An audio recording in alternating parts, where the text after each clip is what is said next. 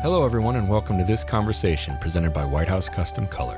Are you trying to mute me? No, it's just real loud, and I can't. I sold Amazon when it was $25. Listening to listen, not listening to respond. Yes. Oh, thank you for that.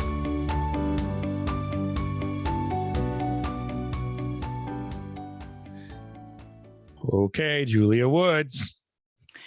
Dad Toffer. Here we go with the second part in our relationship series. Now we're going to be talking about the 3 most common mistakes in a relationship. And then we're going to have some befores and afters, but we're talking about common mistakes. Yes. And are these are things that should resonate with people, right? We make them. They are very easy mistakes to make. We don't usually see that they're mistakes. Oh, that's the rub. Mm-hmm. And so again, our audience are people that are in a relationship. You know, maybe your business partners, lots of photographers and creatives listen to this. So maybe your business partners, maybe you're not. But these are mistakes that are occurring in your relationship. And again, I guess I just found out right now that a lot of times you're not even aware of them. You're not aware you're making. We were not aware we're making these mistakes. Most of the couples I work with had no idea they were making these mistakes. Okay, so tell me about yourself for a second, who you are and where people can go. Yes. So I am a transformational coach specializing in relationships. So I spend most of my days coaching couples how to fight for the marriage they long for rather than fight for themselves. Because if you fight for yourself, welcome to loneliness. If you fight for your marriage, welcome to what you truly long for, waiting for you. So you can find me best on Instagram, beautiful_outcome, and direct message me there. You can find contacts to my website, the different ways that we can interact. And that's where to find me. Let's dive into mistakes. All right. Hit me with the big one. Hit me with the first one. Mistake number 1. My spouse is the problem. I laugh. Okay. In all fairness, I laugh because I can't even tell you how many times those exact words have gone through my mind in any given scenario or when we've faced any challenge. It's if she would just not be like this, if she would just not say this, right? Or whatever. Yes. Right? Yes. If he wouldn't do that. Right. If he would stop acting like that, if he would stop saying that. All right. So take a deeper dive and open this up. My spouse is the problem. Mistake number 1. Okay. So it's if you're making this mistake, just know it's not your fault. It's actually our human reality that it is much easier to see problems in another person than it is to see it within ourselves. Okay. So it takes intention for us to be willing to turn the lens around and put it on ourselves. Right. Yeah. So, as a couple in a relationship, in a business partnership, you're each making choices. And so we often look at our spouse's choices and say, well, their choices are the problem, because if they wouldn't choose that, then I wouldn't choose this. Right? Mm-hmm. Like it's give and take, right? If you'll just stop doing that, I'll stop doing this. Well, also, we don't want to be the problem. We don't want to be the problem. Well, sure. But we love to make somebody else the problem. Of course. Right? It feels good if somebody else is the problem. But not me. I'm just perfectly innocently over here being look at all the this best. great stuff I'm doing. I mean, come on. Just put a halo on, will you please? Right. I don't need to put it on. It's already there. That's right. And yours is quite crooked. So let me adjust it for you. Perfect. You're a rescuer. Yes. All right. Keep going. This is good. Okay. So if you look at what creates change in a human being, right? We all want to change. And so first, if I look at my spouse as the problem, I cannot see what needs to change in myself. We all want to change? Well, we all want to change, like, right? We look at ourselves and we're like, oh, I would love to take better pictures. I would love to edit better. I would love to not get so jealous when my competitor puts an advert out. Sure. It's easy for, we can say all that stuff. Right. Okay. Right. Yeah. Right. We say we want to change. Right. Yes. Right. And I can realize that sometimes I can get bossy with my husband, or I can, I can blow up at the kids. Right. So we see these things within ourselves that we're like, yeah, I'd love to change that, but we don't know how to change it most often. Right. So what I'm going to do is discuss the concept of human change and how it actually happens. And that will help you understand why the mistake of thinking our spouse is the problem does not work in marriage. It does not create the marriage that we want or the business partnership that we want with our spouse. Yes. So if you look at change like an iceberg, okay, so human change, look at it as the context of an iceberg. I always get uncomfortable with the iceberg analogy because I know what's coming. How do you know what's coming? Because there's just a little piece of the iceberg that's above the water and most of it's below the water. You are so accurate. Well, okay. Okay. Keep going. I'm going to barrel through. Thank you. Thank you for appeasing me in this. I'm intentionally pulling myself out of the victimhood mindset. Experience your resistance right now. Ownership. I am valuable and worthy. Let's keep, even though there's this stupid iceberg sitting in front of me again. All right. So in an iceberg, 10% is above the water. Yep. All right. So that's what I'm aware of. It's what I'm consciously aware of. It's what I can see. So I can see that I can be bossy. I can see that I can get angry. I'm conscious of it. Right. So I might consciously try and change it. I might be like, okay, I'm just not going to get mad today. Well, that might work for a day or two or three, but in time, I'm going to get angry again, right? Because I'm focusing on what I'm consciously aware of. Right. But the reason I'm getting angry is because it's the best choice I see available to me. Based on what I believe about myself, based on what I believe about others, and based on what I believe about life, when certain things happen, anger is an automatic. Or you think it's the only choice. Exactly. Sometimes you think it's the only choice, the best choice, the right choice. Right. It's just what it does, right? It's just what I do, right? Who I am. Exactly. Right. Okay. All right. Right.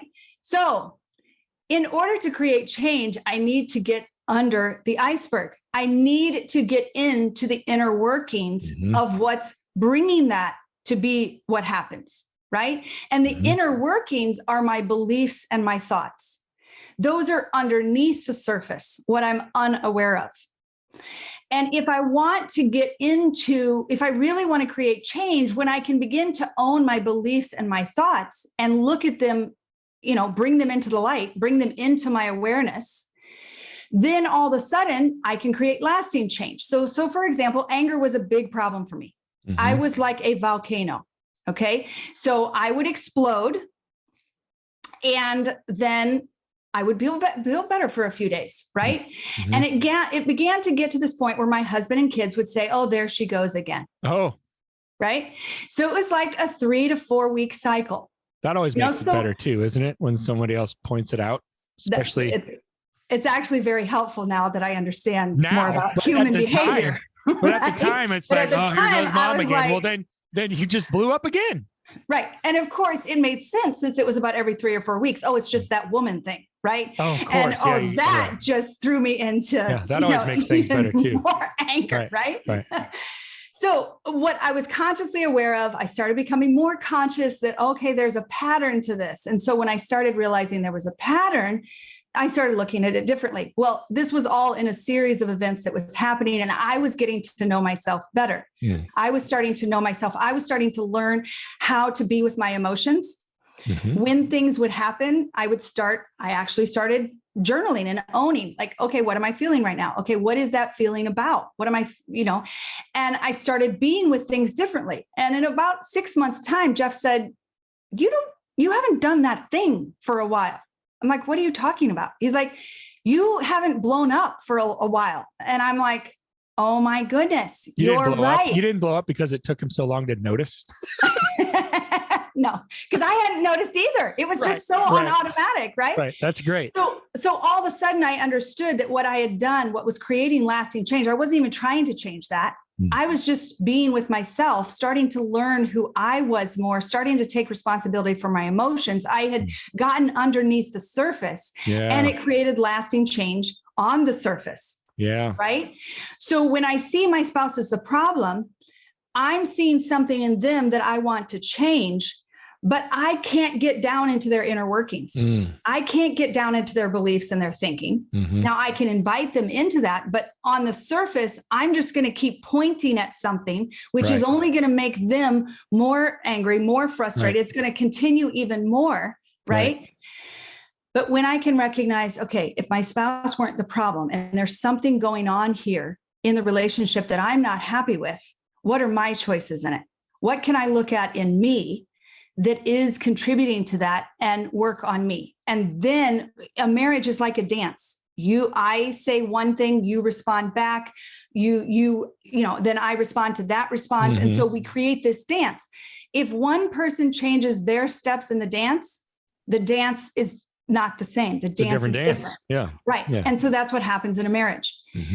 If I can look at me and change my dance steps, the marriage will automatically change.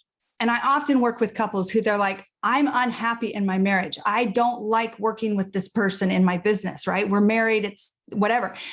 And they're like, but my spouse has no desire to work on themselves. They don't want to work with a coach. They don't want to read marriage books, whatever.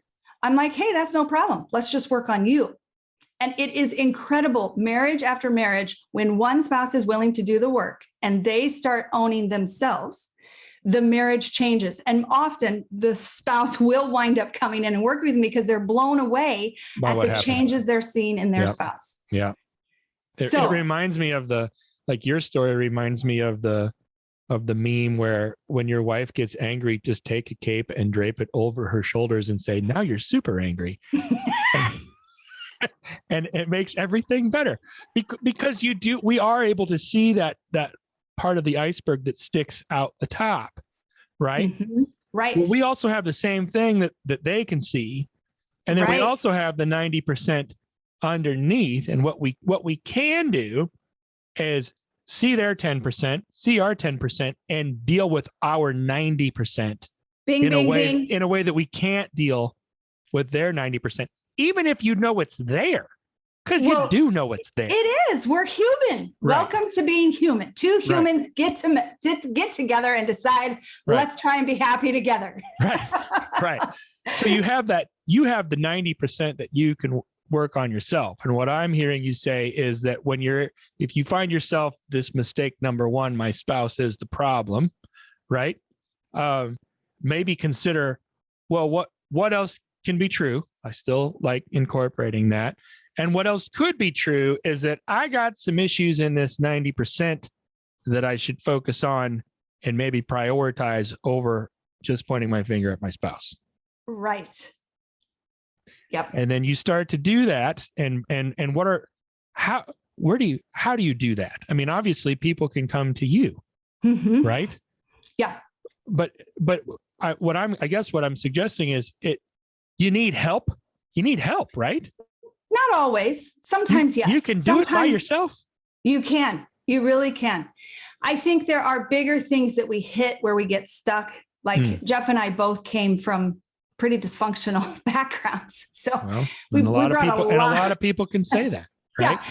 We brought a lot of limiting beliefs into our marriage that we had no idea they weren't limiting. They seemed 100% true, right? Well, and that's the big piece that a lot of people can say that, right? And a lot of people don't say that, but in reality could say that, but they don't because they either don't want it to be the case, right?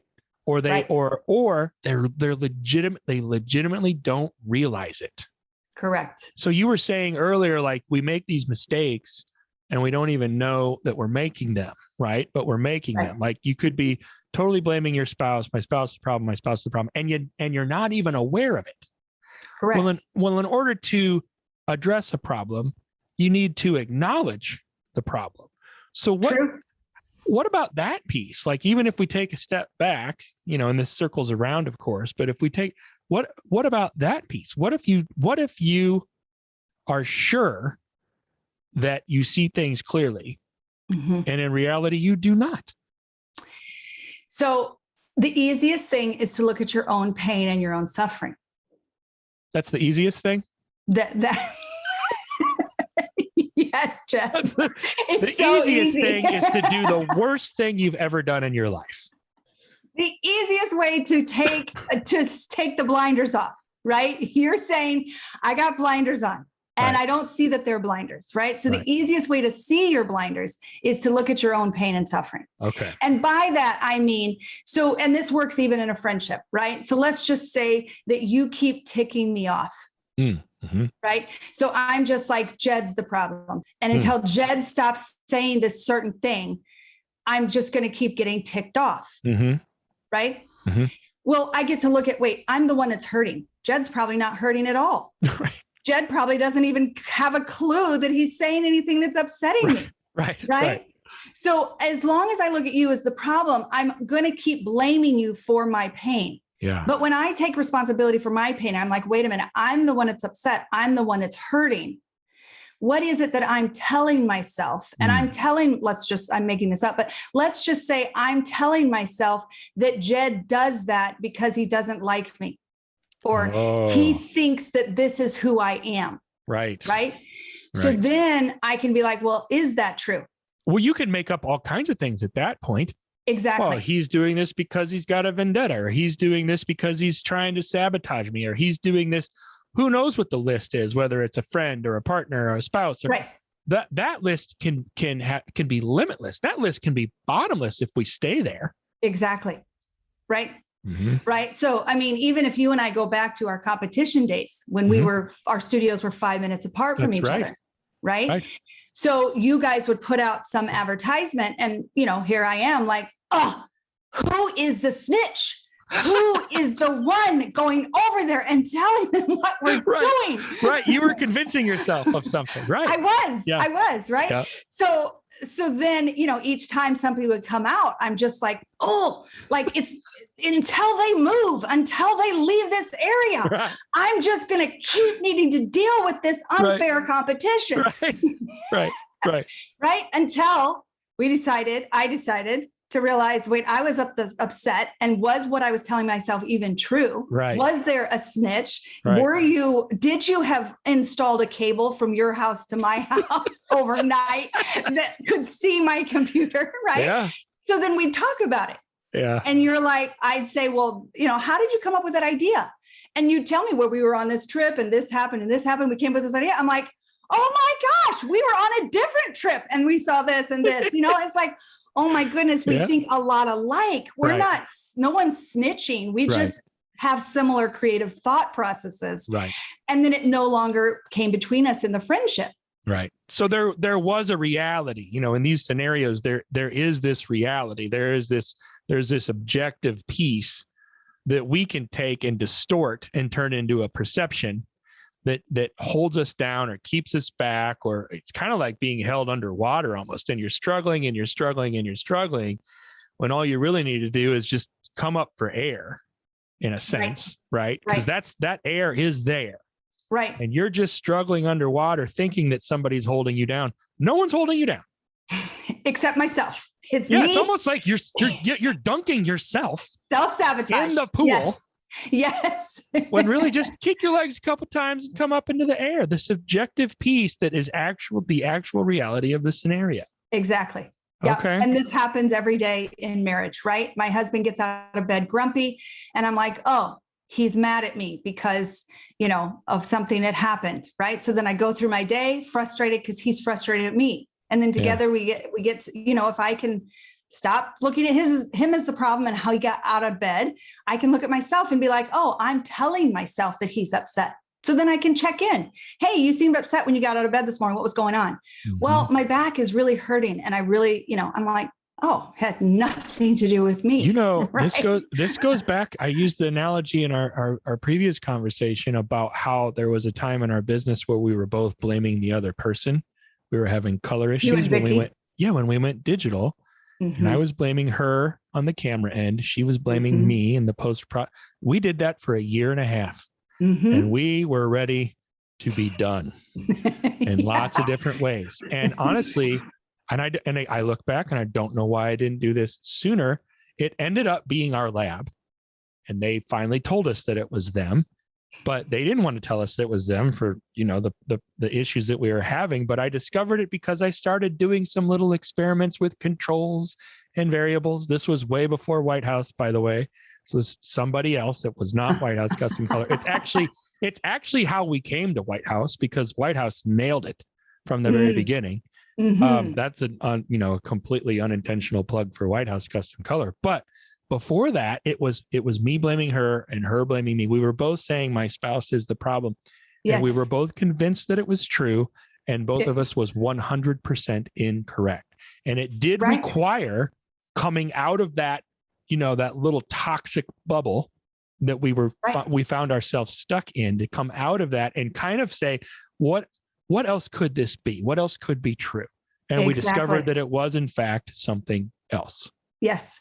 Well, once we decide we know what's true, right? Once we decide we know our spouse is the problem, we shut off curiosity. You can't see anything else. Can't see anything else, right? We're not going to look anywhere else. But all you did was start saying, well, what if it was something else? Right. What could it be? And you began to work with stuff on your end that you actually had control over, right? Yeah, that's true. So that's exactly true. In everything in our marriage, whether it's the socks left on the floor, whether it's the can't decide on what album company to use, whether it's the toilet paper on the wrong side, it's facing the wrong way. That's an objective truth, by the way. It is exactly. Who says which way is right? Needs to come out every time. Anyway, according to you. Well, I think according to Jesus. So I'll just play that card right away. Okay. And someday somebody's going to make a thing that goes sideways. Well, I'm going to meet Jesus and he's going to be like, nope, you were wrong. It's the back. It's totally the back. Dang it. All right, keep going. I have to inject a little bit of levity in here because I get a little nervous about this because this is real, because it's real stuff. It's real. Right. And it's happening all the time, and it's happening to bajillions of people. Yes. And it has forever. Yep. I mean, it's not going away. Like we're talking about how things are, right? And what we all have to deal with as far as relationships go, right? These are the common mistakes that keep us stuck in disconnection in our marriages. Okay. My spouse is the problem. You got to come out of that. You have to consider that there may be something else. And correct. That could be what are you contributing? Trying to change them is impossible. All you have the power to change is you. And when you start working on you, the marriage changes, the partnership, the relationship changes. When you change the dance steps, the dance changes. I love that piece. Like if your steps change, that dance is not the same as it was before. No. Right. I love that piece. And here's the other thing. If we're dancing the tango right now and we decide we want to dance the waltz, it's going to be a little messy as I start dancing the waltz while you're still dancing the tango. Well, the time signature is completely different for one thing. Exactly. We will not be dancing the same dance any longer. No. It'll be a wango for a while. Very true. Or a taltz. Either one of those sounds awful. Okay, but there's a little bit of a segue there into mistake number 2. And I'm reading it now for the first time in a while. Arguing is a waste of time and energy because we keep talking about the same things over and over. And over and over and you get caught in that cycle, right? Yes. that we've talked about. Yes. You get stuck there, and that can last for 78 years. It totally can. It can. It totally can last for 1,000 years. Yep.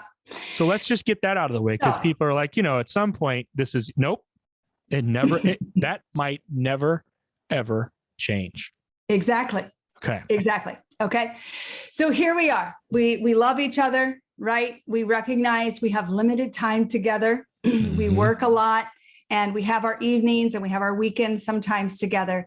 And so because we love each other, we don't want to bring up something that we know is going to cause an argument. right? Okay. So let's come up with a topic, right? So we'll actually we'll people will get sick of hearing about this topic because we'll use it a lot in this analogy, right? But let's say that I decide that my spouse works too much. Works too much. Okay. Works too much, right? And that when we close shop at the end of the day, we need to be done. But my spouse decides that, when the kids go to bed, that's a great time to, edit a wedding or Bring whatever. out the old laptop and start culling through a wedding. That's right. Right. Mm-hmm. And so we've talked about this and we know that I'm not happy about it. You're not happy about it, whatever. So this is the hypothetical context, right? So I'm not willing to see it any other way. You're not willing to see it any other way. So why spend our evening upset? You're not going to change this time. In this scenario, Jed, you're the workaholic. Okay. All right. I'll be the workaholic. I got to get this done. That's right. Not gonna do itself. I'm like, okay, fine. I don't want to go around with you again. I'm just going to do my own thing. Mm-hmm. So we, in essence, turn that topic into what I call a landmine, and we put it underground.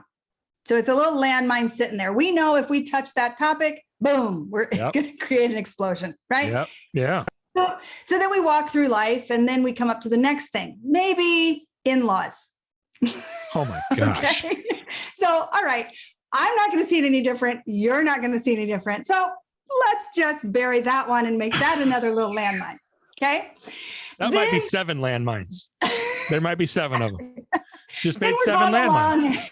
And, there's this thing in the business that we just can't seem to see eye to eye on. So let's just not have another conversation that we say the same things over. Because you're trying to avoid conflict this whole time because neither one of you wants to freaking deal with it. Right. I don't want to make you upset. I don't want to be upset. Mm-hmm. Let's just not talk about it. So what winds up happening is we build a field of landmines. All around you. All around us, right? So we come together in the evening to have dinner together, and we got to be really careful walking on eggshells, trying to tiptoe around these landmines. The weather. We can talk about the weather. Talk about the weather. What happened to the kids today? Right. Oh, well, they need to go to your mother's. Oops, we hit a landmine. Okay. Boom. Right. So the problem is difficult conversations. I call these difficult conversations, right? We're not willing to see it any other way. Yeah. You don't understand me. I don't understand you.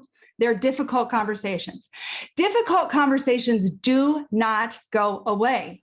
They just get harder to have. Okay. So I believe you. The problem is not that you cannot break through these difficult conversations. The problem is you're stuck on the surface layer of the conversation. You're not getting down to the real conversation. So there's an iceberg again. It's another freaking iceberg, really. Julia. Potentially. I would say, let's just say the landmine is buried down deeper. Oh, because we got to stick with the landmine, right? It's underneath the ground, but it's still there. So we got to get down to the bottom layer. If we want to pull that landmine out, we got to get dismantle it. Yes. Okay. We got to get down to the deeper layers. I like that better. Right. Okay, good. I know you're uncomfortable with the iceberg. Were you less uncomfortable with it a while ago? Once you heard it all out, did it get any more comfortable for you? No, I still don't like icebergs.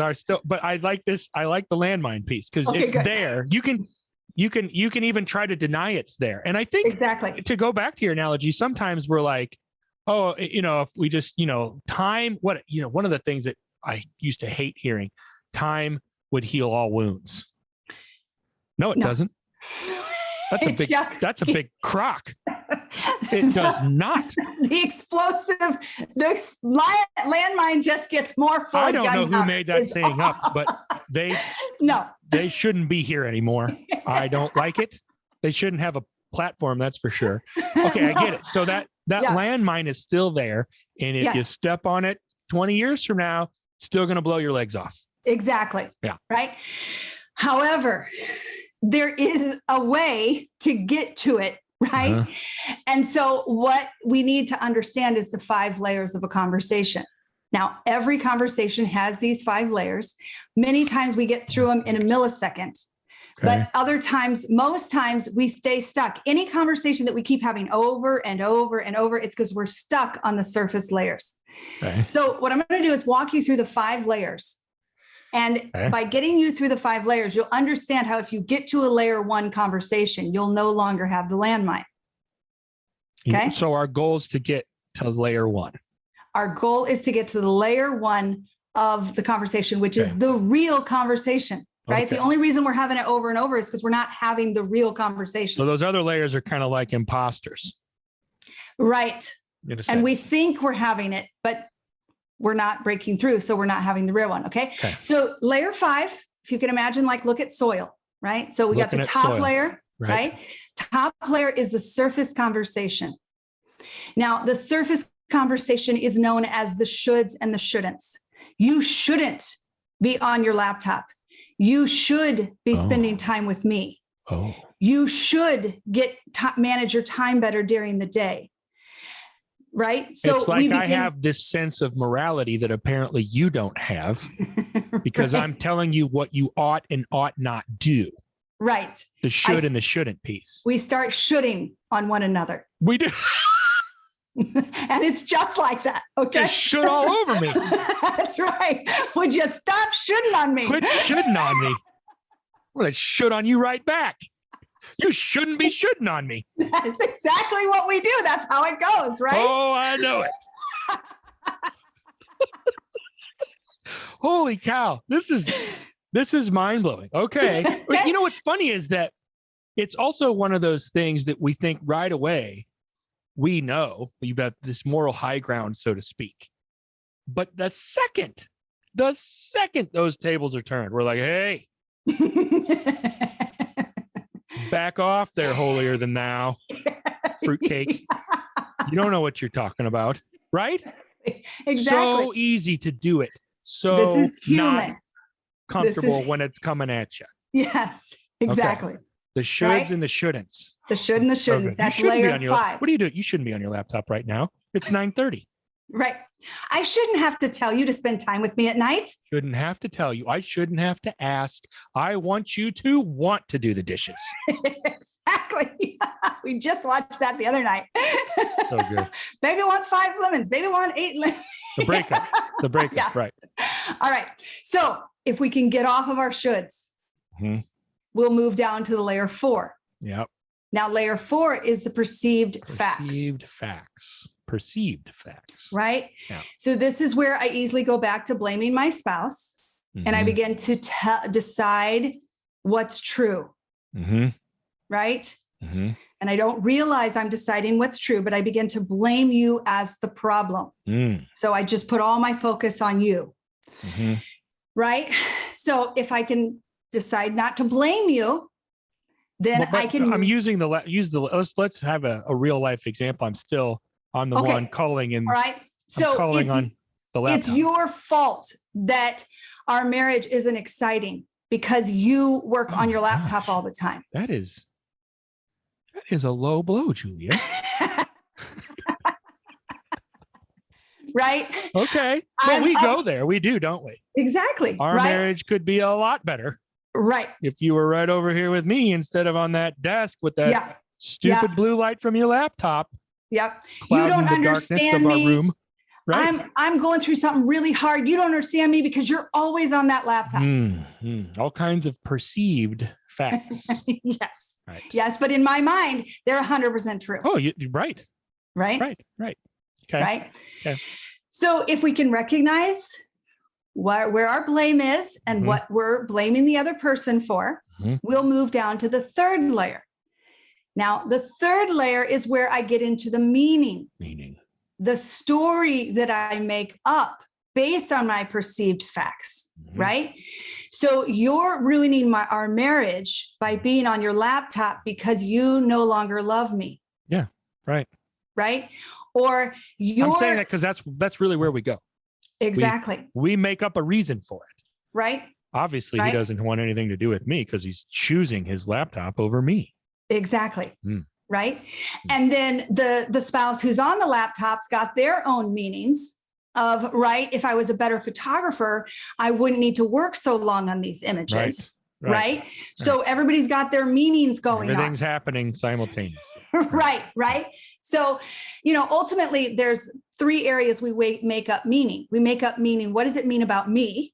If this is the scenario, what does it mean about you? And what does it mean about the situation? Right. So maybe I've decided it means that I'm no longer attractive. Maybe it means that you're no longer in love with me. Right.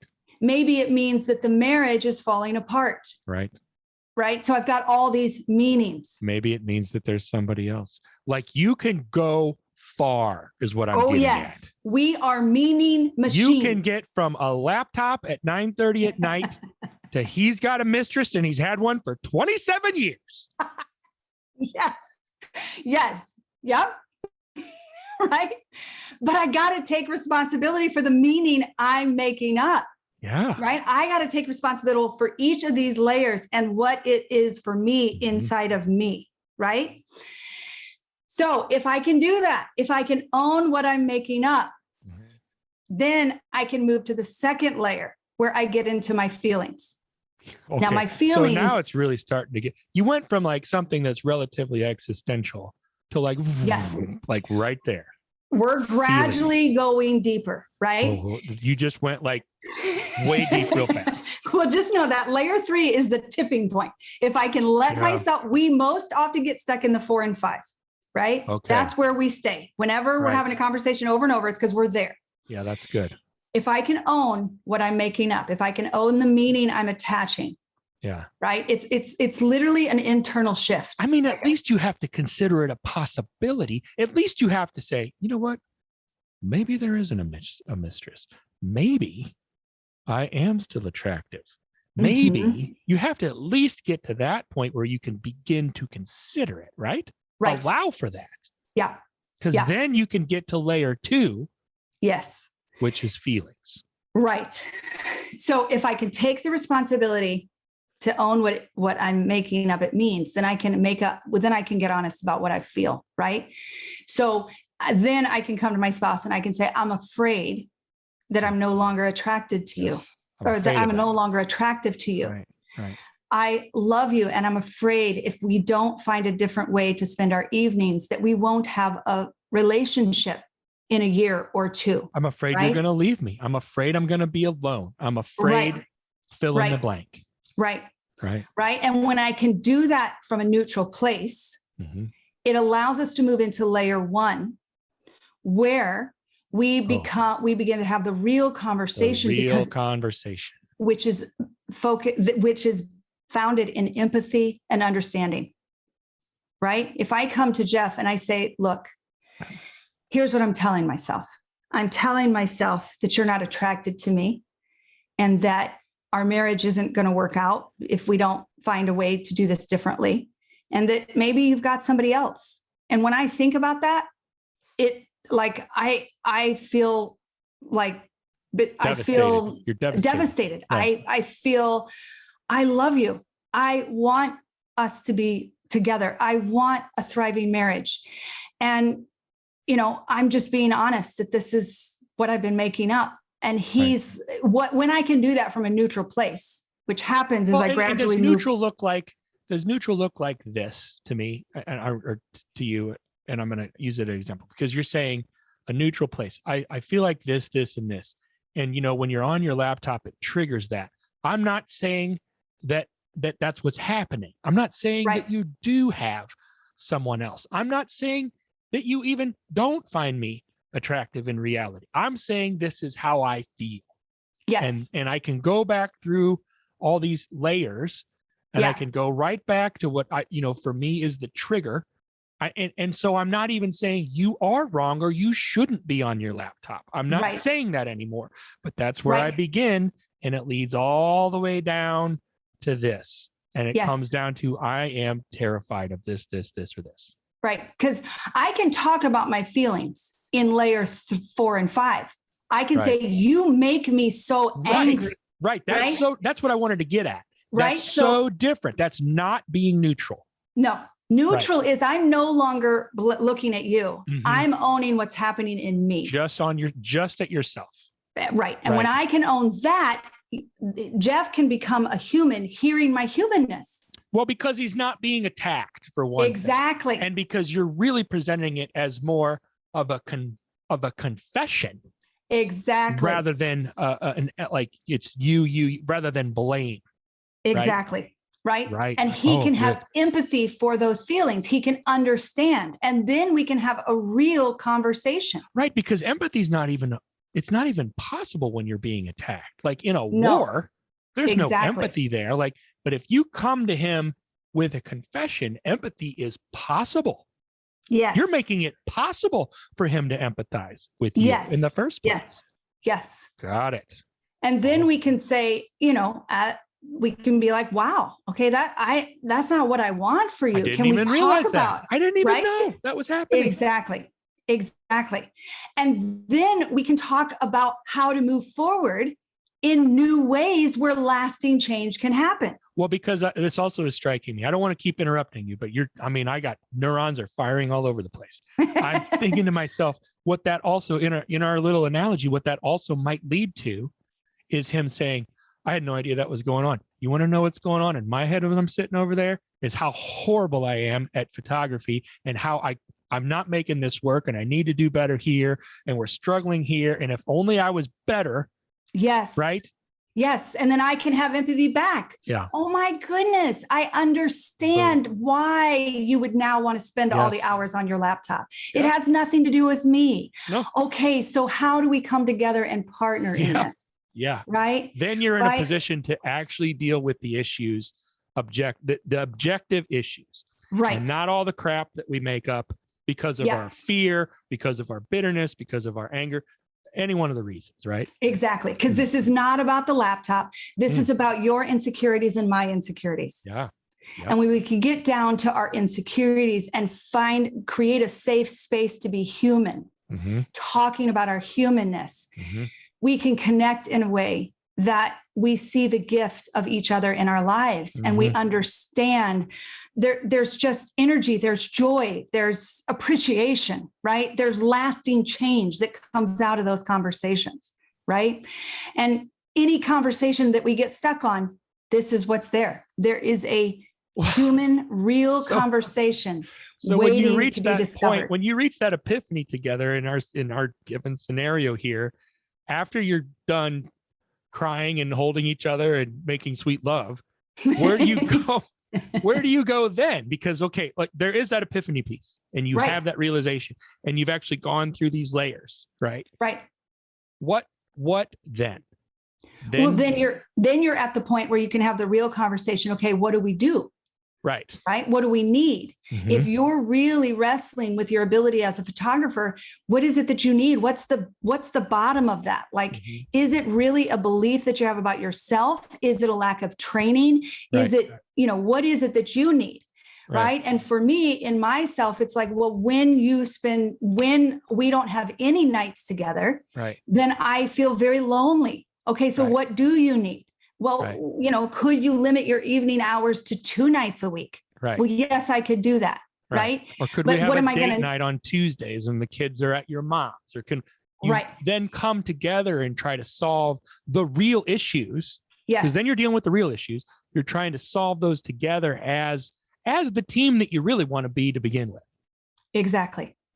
And then you connect in like, oh my gosh, this is why we love each other, because we have an ability to be with one another and know and be known. This is that piece of knowing and be knowing when I can, be in my nakedness as a human. Right. That's what draws us closer together. Well, and there are tremendous, we've mentioned this a few different times during these conversations, but then there's a tremendous sense of dual or consensual or complementary progress and accomplishment, right?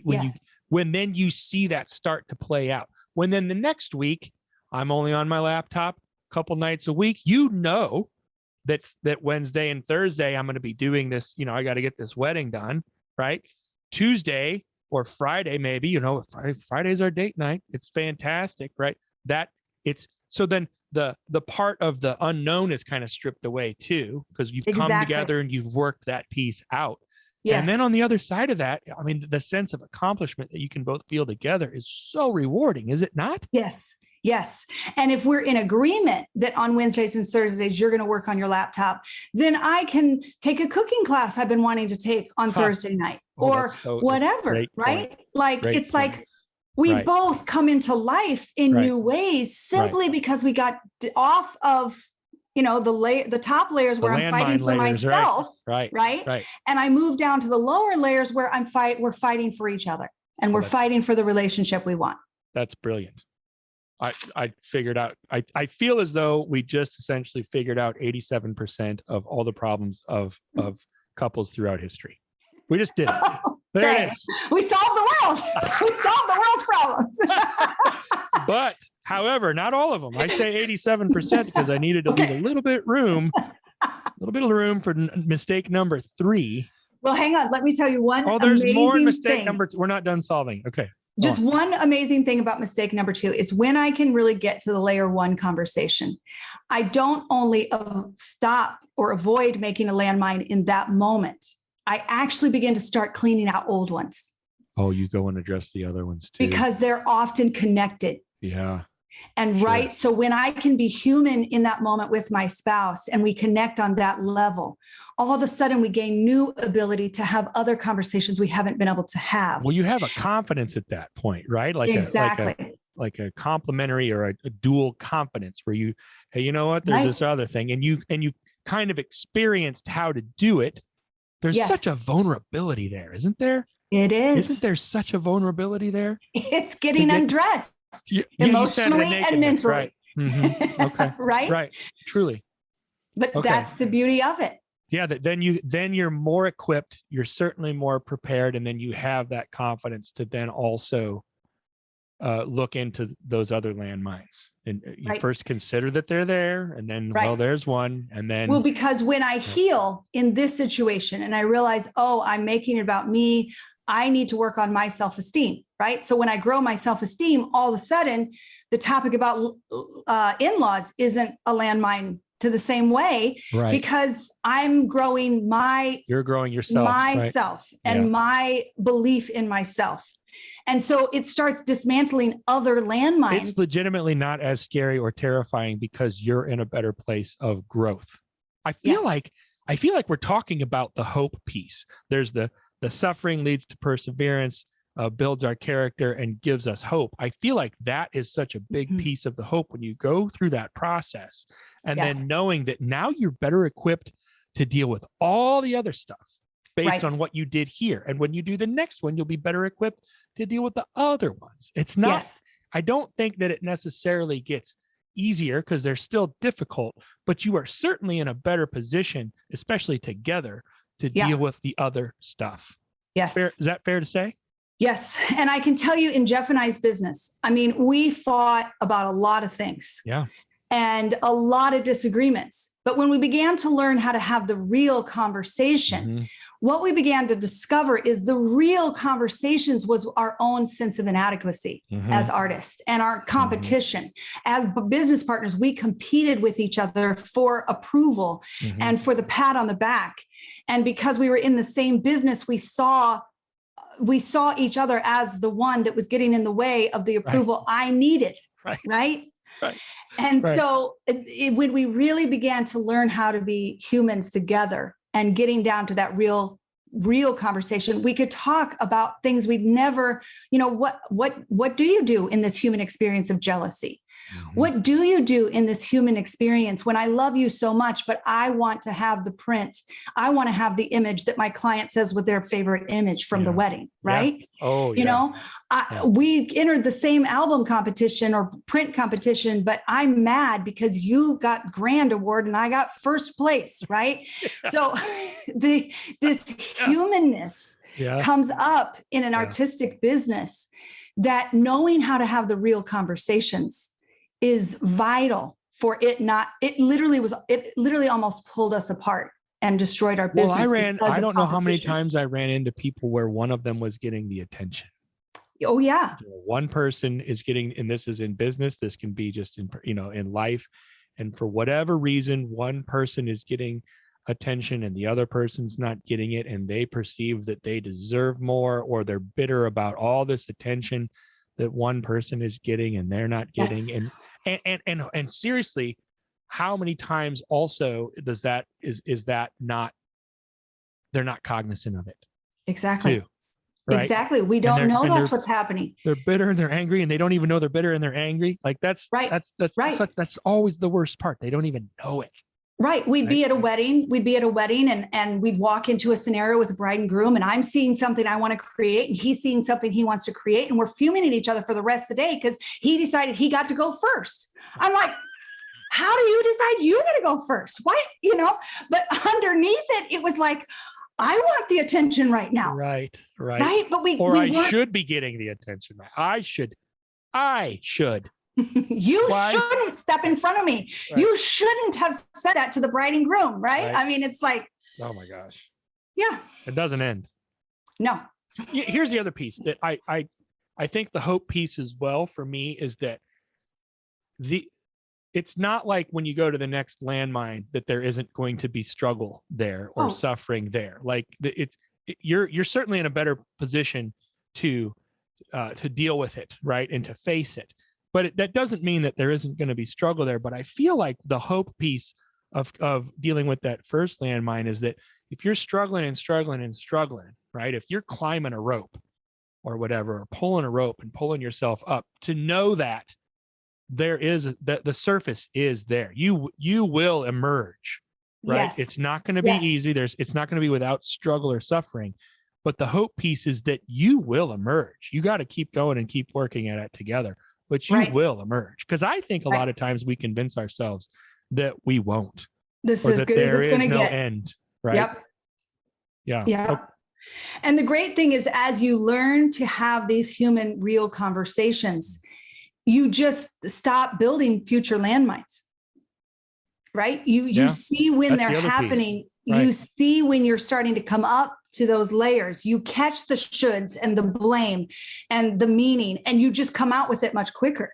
Or if you start, or even if you did get to the point where you built it and you're starting to bury it, you can be like, oh, wait, nope, let's just go ahead and. Exactly. Right. Right. Yeah. Oh, I like these metaphors and these analogies. They help me a lot. Well, you've known me for a long time. You know, everything's a picture to me. I like it. It helps me. I learn that way. Okay. So can we move on to 3 now or not? Is it mistake number 3? 3. Now, okay. Mistake number 3. We don't need help. Mm-hmm. Yes.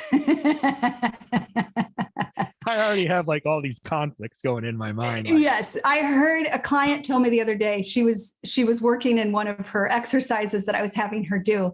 And she said, I realized that for years, what I've told myself is our marriage isn't great, but it's better than every other marriage I know. You're comparing it to other people, right? Right. So she said, what I realized was happening is I was convincing myself we didn't need to get help with the struggles we were having, because at least we were better than my sister's marriage, who was falling apart, or my parents' marriage, who couldn't even talk to each other, or because we enjoy going on vacation together, we're doing better than everybody else. We're doing all right. Right. So we make up these stories, right? So I really despise the word help, right? Because I don't think that anybody needs help. But I do think that, if we look at these stories that we tell ourselves, like here are some of the common stories, like, well, when Jeff and I were butting heads and shutting down, and it was getting more common and we were building more landmines, we told ourselves, this is normal. This is how marriage is. Right? This is just how it is. Mm-hmm. Or for the years that I was unhappy and Jeff kept saying, this is normal. This is how it is. Right? I'm like, well, until he wants to get help, I'm stuck. Or you're stuck. Right. Mm-hmm. Right. Mm-hmm. But it was when I started working on myself, when I started owning what I needed, that the marriage began to start changing. Mm. And another common one Jeff and I told each other is that Well, it's embarrassing. Like, we're not going to tell somebody we just had our hands around each other's necks and we're literally trying to choke each other, Right. or we're not going to tell someone else that we're jealous of each other. We just need to stop being jealous, right? So, but what those things do is we're going to go to the iceberg again, Jed. Is it keeps us on the surface where we can create behavior modification. Yeah. I can change for a day or 2 weeks, but before long, I'm right back to the same place. I've heard that described as white knuckling. Okay, that's a good analogy. Just hold on. I can hold on. That's right. For only so long, though. That's right. And then a lot of times on the other side of the white knuckling, you're so spent and so beaten up, right, that you're not even in a very good place. Even if you do get to a point where you're at the bottom of the barrel and you recognize the problem, you're not as near in a good enough place or as good a place as you would have been white knuckling. Right. And in that white knuckling, my desire to be right becomes even more strong. Yeah. So I just get more right that my husband's just an a-hole or my wife's just a controlling, conniving, Yeah, I know that word too. Yeah. So then to get to, getting to the real, getting the support that you need becomes, why would I? I know this is just how my spouse is. There's spite there almost too. Yes. Right. Yes. Like you almost stay there to hurt the other, even at the expense of your poor victimized self. Right. Yep. Ooh, that's a gross place. Yes. I've literally coached couples. You might be surprised. I've coached couples who one spouse comes in so sure that they are there to support their spouse because their spouse is never going to change. Right. Yeah. So I've done everything. I've done all these things. Now I just need you to get my spouse to change. Yeah. And they're so sure it's never going to happen. Yeah. It's like you and them are on a team. Right. Exactly. We got this. You and me, we'll take care of him. Well, then the spouse starts changing. Right. So now the other... Right. So I've literally watched it end in divorce several times. Oh, that's devastating. Because the other spouse is like, they were so proud of their knowledge that the other person would never change and they were the problem. That once the spouse changes, now they're faced with their need to change. Yeah. Well, that was never a conversation they were ready to have. Right? Now they're waltzing. Yeah. And what they really needed to do was learn how to tango right. Right? Yeah. But it's really shocking how as human beings, we will destroy our marriage, we'll destroy our business, we'll destroy our life in order to make ourselves right. Oh, wow. Right? Yep. If I've decided that my spouse is just the problem, which is part of mistake number one, but that's also a part of why we decide we don't need help. Right? Getting help would be a waste of time because they're the problem and they'll never change. We actually, out of that spite, out of that contempt that we get out of trying over and over to white knuckle change, we wind up burying ourselves in the very thing we said we never wanted. Right. And all the while, we get to be right. See, I knew I shouldn't have married this person. See, I knew marriage doesn't work. See, I knew I was too young to get married. You're still right at the end of all of that. You can still be right. Yep. And that's what you get. Ooh, that's chilling almost. If you want to be right, welcome to loneliness. Oh my gosh. Yeah, okay. I got to pull myself out of that because that really strikes me. It does.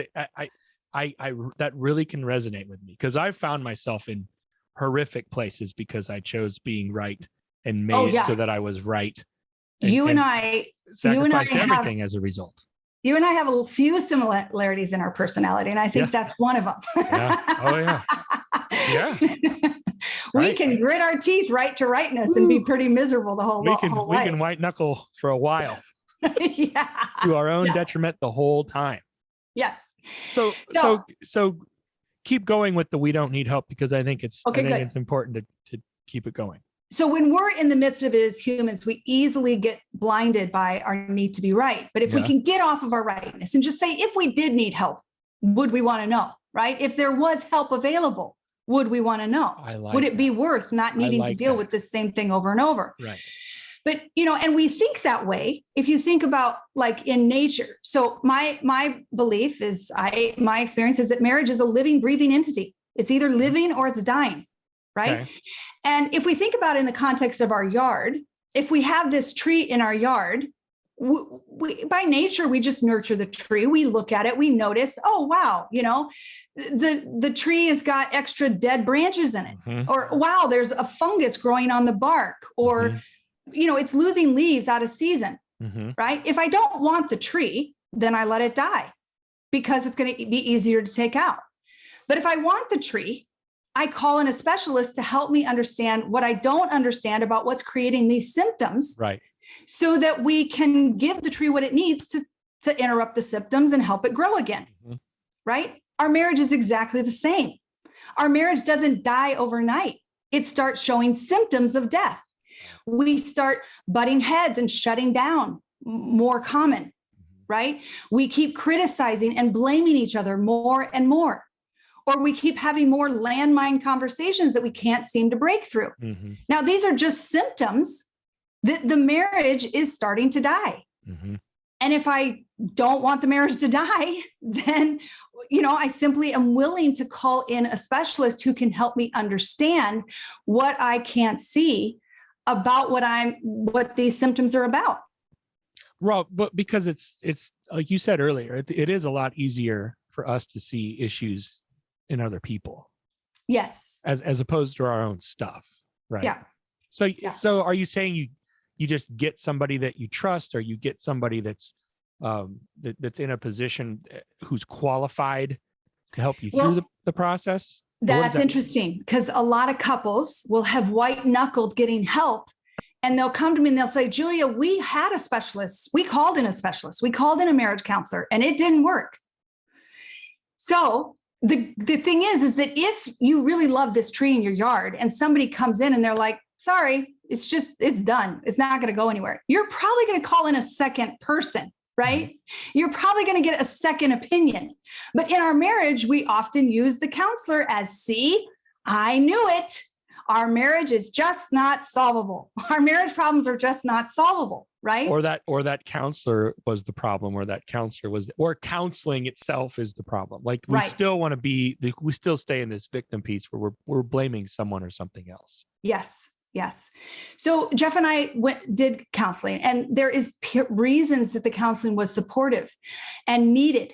But for the piece of the communication, that our communication kept breaking down, the counselor wasn't really what helped us.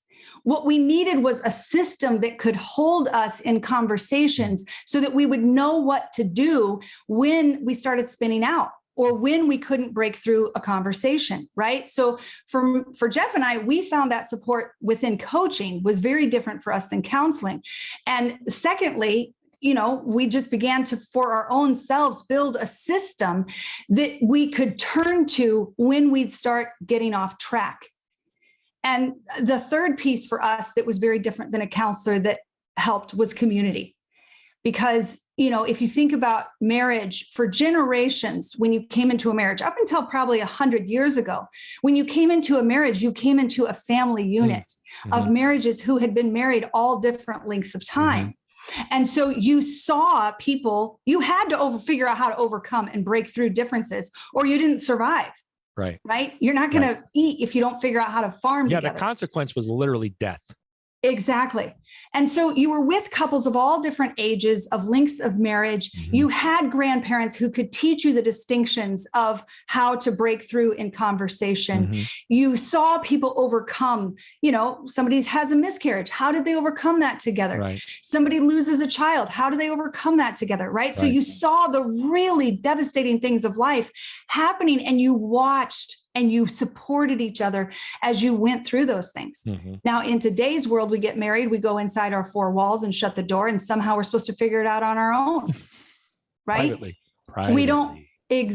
We don't go out to dinner with our friends on a date night and say, hey, man, we can't get along. How do you guys get along? Right? We just put on our happy faces and act like we're all fine. But I believe that marriage is designed to grow in community. That's where we grow best. And I think the sequoia tree is my favorite analogy. It's my favorite tree. They grow stronger and taller than any other tree. And it's because of how they grow. A normal array, other trees, their roots go down so they can stand on their own. Sequoia trees, their roots grow out, so they intertwine with one another and they support one another. And that's why they grow taller and stronger than any other tree.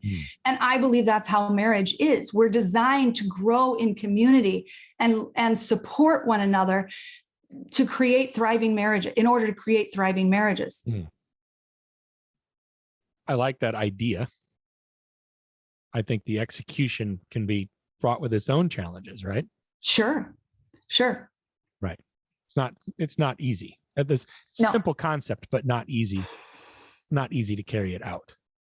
I'm looking at the 3-part communication renovation system. Is that part of this? Yes. So that's the system I built through the years that you were discussing, right? Yes. In my own marriage, I began to realize, wait a minute, if Jeff's no longer the problem and I get to take responsibility for me, I need a system that can help me begin to discover what is creating my anger? What is bringing me to want to control? How do I get down to the layer 1 real conversations? What do I do when we start spinning out? Right. And so I began to put resources together in a process where you walk through 3 phases that begins to transform the communication. It's communication renovation process. So if you're, often when a couple gets married, the space between them, it's beautiful. They want to hang out in it all the time. Right. But then as life goes on, a little bitterness gets dropped in the middle of the floor and a little shooting gets dropped in the middle of the living room. And, all of a sudden our space isn't a space we really love hanging out in that much. Right. So I got to renovate the space between us. And so I've created a 3-step renovation process that renovates the communication. And my desire is, I believe that marriage is the foundation of a society. And as strong as the marriage is, as strong as the society. And if I can teach a couple to really communicate in a way where they can consistently get to those real conversations, they can work through anything together. Okay, so what we have before us is that we have these 3 phases, right? And this is all part of the 3 most common mistakes in a relationship, right? Because we have these 3 phases in this system. And then we have befores and afters, right? Well, yeah, befores and afters really describe kind of what Jeff and I experienced and what the couples that go through this process experience before and after. And the link between the before and after is this system, the demo phase, the construction phase, and the development phase. Yep. Okay, that's what we should talk about on the next segment. Okay. Is that cool? Sounds great. Okay, I'll be ready. Thanks for this. You lots of things are spinning and lots of things are firing in my brain right now. Good. Okay, I appreciate it. We're going to get into that on the next one. Okay, thanks, Jed. Thanks, Julie. Hey guys, thanks for watching this conversation presented by White House Custom Color on YouTube. Be sure to check out our other content and click that subscribe button right there. Right. Right there. It's there somewhere.